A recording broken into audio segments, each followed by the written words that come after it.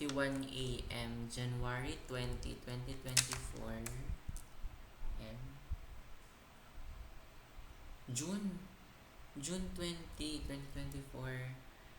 And then kakatapos ko lang nung episode 8 ng Lovely Runner. At saka matutulog na ako. Kaya syempre magtututbrush muna ako. Ayun lang, matutulog na ako kasi parang inaantok na. Ang laki na ng eyebags mo. Kaya ayun, sana yeah. Sana. Kaya ayun. Bye. Kasi matutulog na ako.